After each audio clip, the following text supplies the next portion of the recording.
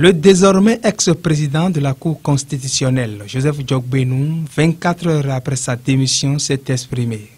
C'est à la faveur d'une conférence de presse animée dans l'après-midi de ce mercredi 13 juillet 2022 à Novotel Hôtel de Cotonou. Abondamment demandé par l'opinion publique, le professeur Joseph Diogbenou, à l'issue de cette sortie médiatique, a donné les raisons de sa démission.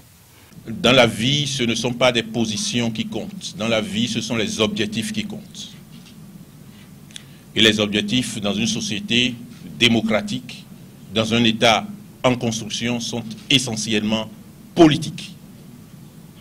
Ce renoncement auquel j'ai dû me soumettre m'a permis de comprendre que le travail véritable est sur le chantier,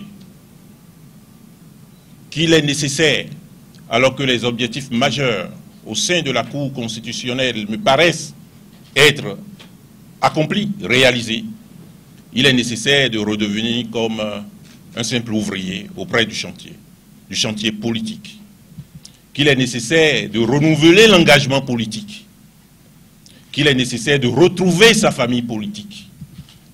Et la mienne, c'est l'Union progressiste. Je voudrais donc très formellement et très publiquement vous inviter à comprendre que cette décision est nécessitée par l'appel à la fois de ma conscience, mais également de ce qui résulte de l'analyse de la situation politique qu'à titre personnel j'ai pu faire, et de considérer que j'ai souhaité reprendre l'engagement politique là où je l'avais laissé et de redevenir un ouvrier sur le chantier, un militant à la base. Que je souhaite que l'Union progressiste accepte mon retour et je suis déterminé à accomplir les missions que ce parti voudra bien me confier. Encore une fois, dans un État démocratique, dans un État en construction, l'essentiel des questions les plus importantes ont pour réponse une formulation, un positionnement et une construction politique. Face aux questions des journalistes, le conférencier n'a pas tari de mots pour expliquer. Je revendique la qualité d'un intellectuel engagé.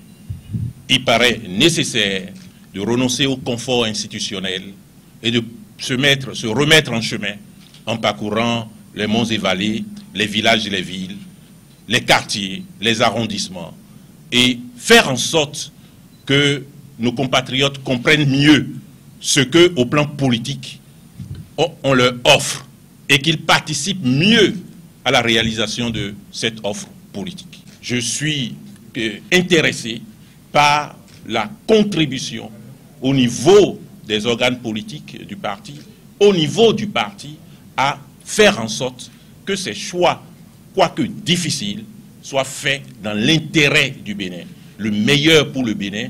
Une nouvelle aventure politique qui réserve beaucoup de surprises pour les législatives de janvier 2023 et la présidentielle de 2026.